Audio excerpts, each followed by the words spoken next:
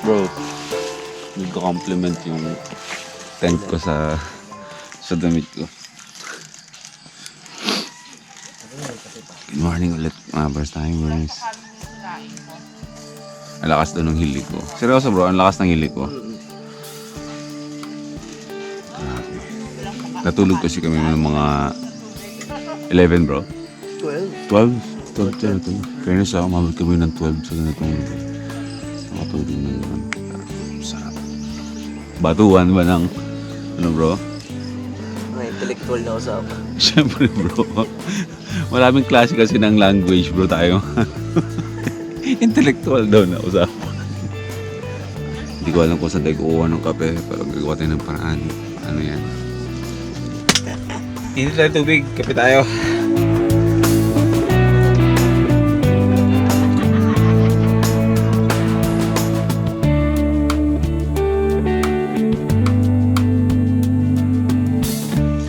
After namin mag-breakfast, Kaya nga sabi ko baka ano.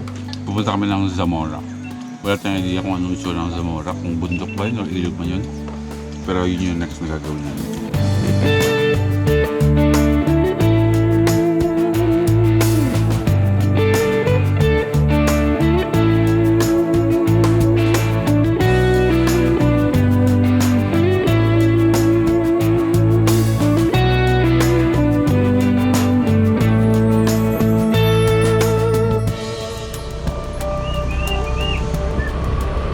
Bro, pwede magtanong? Dito ba bro yung papuntang ano? Zamora Falls? Pero diretso lang po kami? Diretso! Hindi, kakaliwa kayo pagdating dyan, mapunta ka sa Magdum eh. Pagdating dyan, pero kakaliwa kayo. Sige pa. Okay po, salamat. Ayun, yung lugar pala na to, naalala ko, papunta rin palang Madlum Caves to. Hindi ko pa napupuntahan yung Madlum Cave, pero sa mga susunod na mga vlogs natin, mapupuntahan natin yan.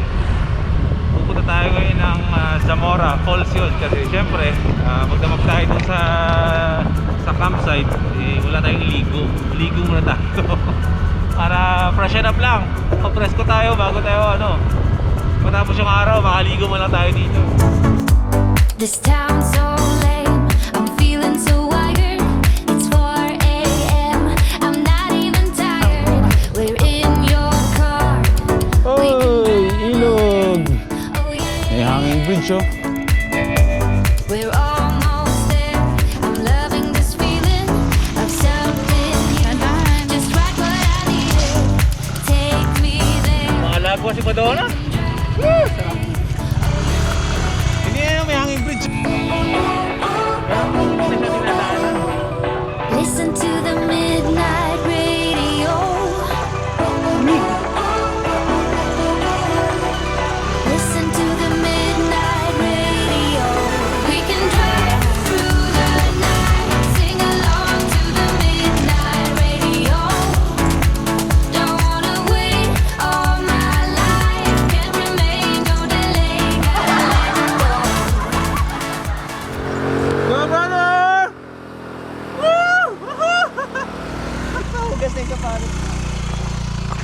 isang ilog lang yung dadaanan natin papunta doon sa Zamora. Pero along the way, may nakikita tayo na mga signs na ganito na binibigyan tayo ng impormasyon na meron pang ibang mga falls dito. Sangkatutak na falls tulad dito. Ayan, Alulod 10 Falls. So ibig sabihin, isang destination, 10 falls ang madadaanan ninyo. Tapos meron pa dito, Bahay Buhaya River Adventure. Bro, anong buhaya? Buhaya ba yun? Buhaya? Buhaya eh. Parang buhay, yeah. Okay. Hindi, ginaya ko lang yung mga joke nila sa Dick. Oh, oh. Di ba? Ganun yung mga ano niya eh. Hindi. Walay ka doon talaga. Siya pa. Ano? Di ulit makaakyat? Ay, ari ko. Man, palalim tong atin. Ganito lang ba yan? Diyan natin masasampulan ng DC Monorack, bro. Sige, sige. Wala. 160 kilos kaya yan. DC Monorack lang malakas! Sir Jomar, baka naman.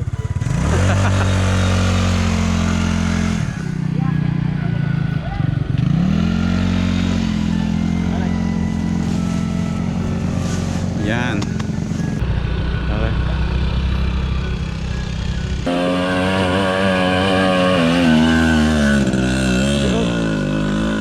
Kaya pala bro eh. Tulad na nakita nyo, hindi ganun kadali puntahan yung Zamora Falls kasi ginagawa yung daan. Matatarik yung mga daan at ginagawa pa. May mga sementong daan na binakbak ulit para gawan ng panibagong kalsada, pero ang challenge dun is packet kasi sobrang tarik ng mga ginagawang kalsada ngayon, kaya ganun nangyayari sa mga tricycle at mga umaakyat dito. Mapapakotse yun, mahirap yun, kaya yun lang yun dapat yung paghandaan. Dapat maging ready kayo pagpunta kayo dito. Kung hanggat maaari, paakyatin nyo yung motor na wala kayong angkas, o pababain nyo yung mga angkas sa kotse bago nyo paakyatin, para hindi kayo dumaustos pababa. Yun lang naman, malapit na tayo.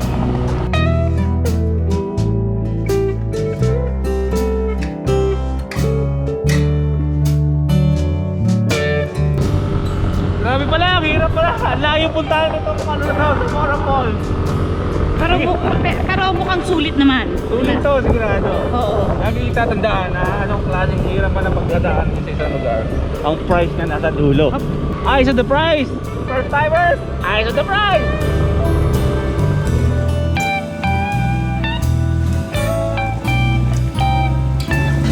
Welcome to Zamora Falls. Pero ito pa lang yung pinakabungad ng Zamora Falls kung saan magpaparegister. Ano sila? Hindi lang ako sure kung sa mga kabundukan na yan ang Zamora Falls. Meron pa tayong 10 to 15 minutes depende sa bilis ng lakad natin. Pababain natin to. So feeling ko yung falls is andyan sa lugar na yan. So kailangan na mag-register. Kailangan ng tour guide para papunta doon sa falls na yan.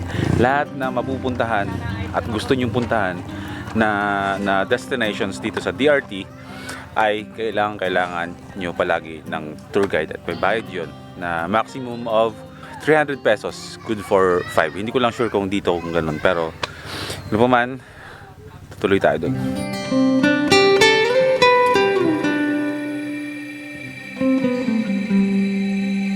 Kaya pa?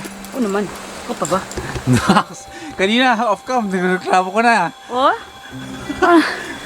Malayo pa tayo. Naeglihan na naman tayo. 15 to 20 minutes daw ang lakad dito. Pero dahil nga, hindi ko lablilag, pero minotor na namin yung pinakamatarik na part na papunta dito. Kumbaga madali lang puntahan, pababa. Syempre, mamaya, pagod na tayo. Doon ngayon pa lang sobrang pagod na kami. Pero lalo na mamaya, pagbalik, nalagpasan natin yung part na hihingalin tayo ng todo kasi minotor na natin. So 10 minutes lang daw lalakarin namin, ma-reach na daw natin yung Zamora Falls. Yung nakikita nyo yung mga ilog dito at yun, kanina sa pidaan natin may mga maliliit na falls. Ito daw yung mga anak ng falls na pupunta natin. At madulas ang mga bato-bato. Huwag lang po kayo tatapak sa tubig. Sa tubig po. Diyan po sa... Grabe!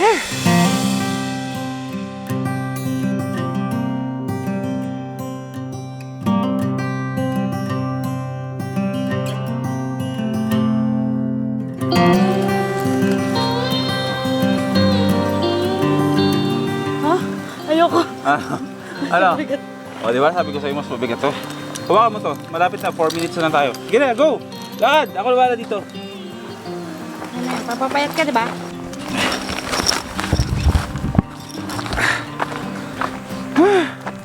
Excited na ako lumublob sa napakalamig na tubig.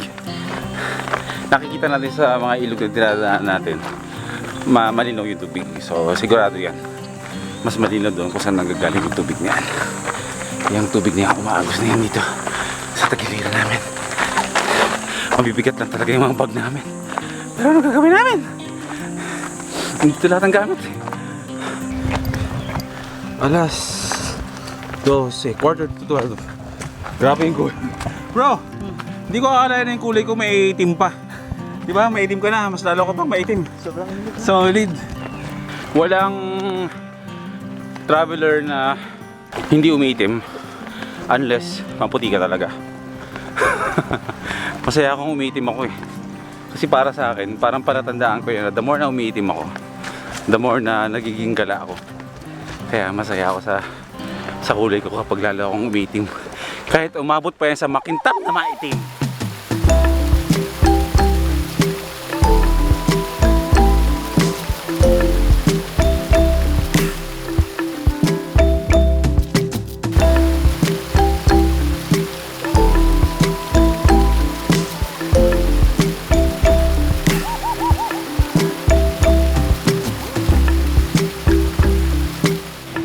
Shout out sa Master Sardines. Baka naman. At ano, oh yun. Master Sardines.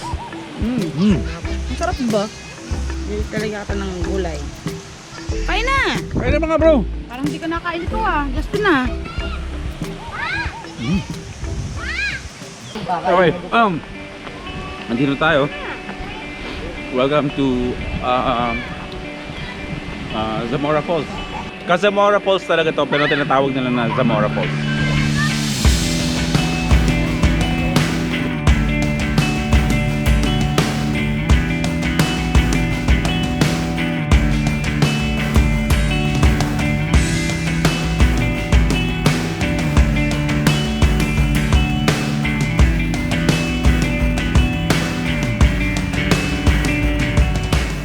Kumunti lang din yung mga taong pupuntang ano dahil nga natatakot daw bumiyahe papunta dito kasi hindi daw nila alam kung yung wave ba nila papunta dito eh sasalubong sila ng mga checkpoints.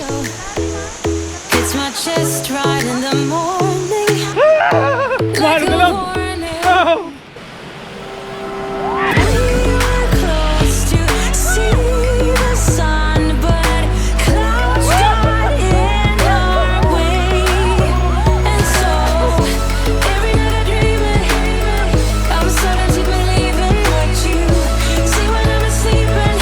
That you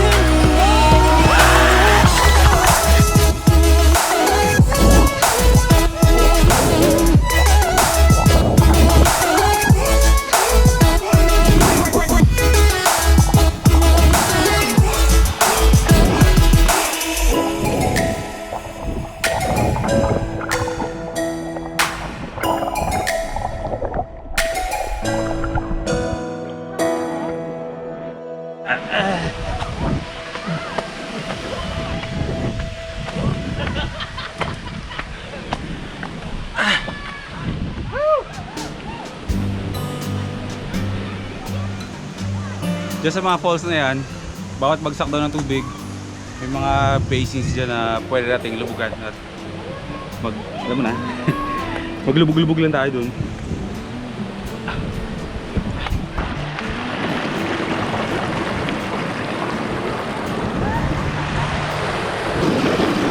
Uy, ang lalim! Lalim!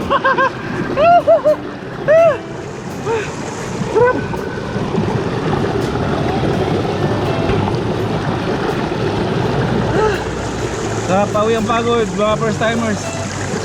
Promise, napakahirap puntahan ng lugar na to. Pero kung ikaw yung tipong taong mahilig talaga sa adventure, hindi mo iindahin yung ganitong klaseng daan punta dito. Isipin nyo naman yung lugar ko, kung saan ako nakakaupo. May umagas na tubig dito na masarap na may init at may overlooking na bundok doon sa harapan mo. Woo! Sarap.